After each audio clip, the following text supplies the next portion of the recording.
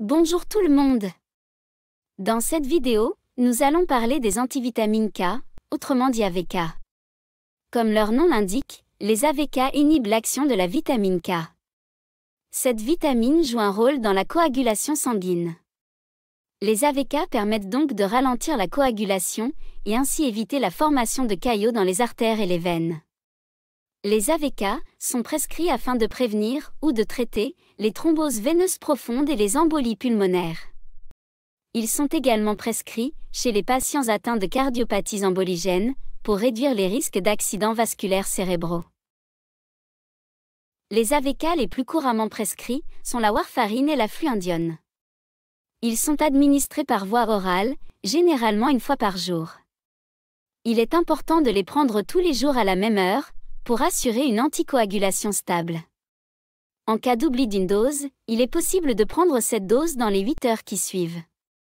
Passé ce délai, il est préférable de ne pas prendre la dose oubliée et de reprendre la dose suivante à l'heure habituelle. Le patient ne doit jamais prendre de double dose pour compenser la dose manquée.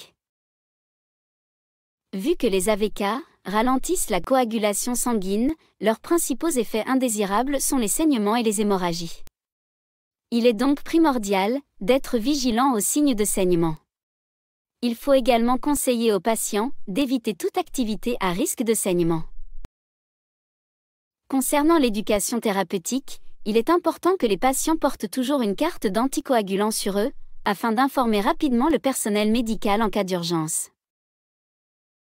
Chez les patients sous AVK, un bilan sanguin est prélevé régulièrement afin de surveiller l'INR.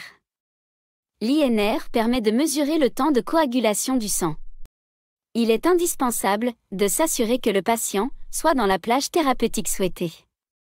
En fonction du patient et de sa pathologie, le docteur choisit une plage thérapeutique cible.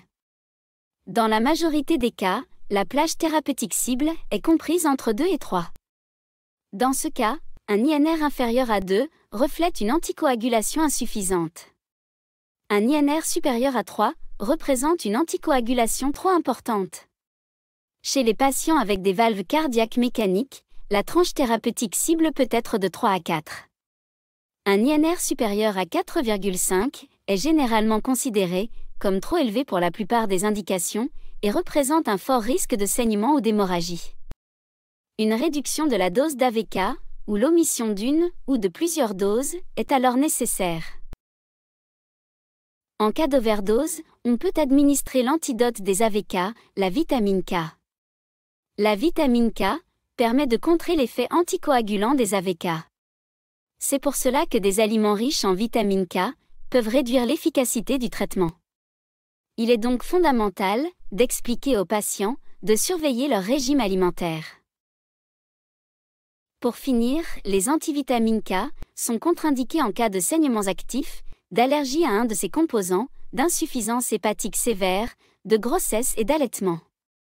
Il est aussi déconseillé de prendre des AVK en concomitance avec de l'aspirine et du miconazole.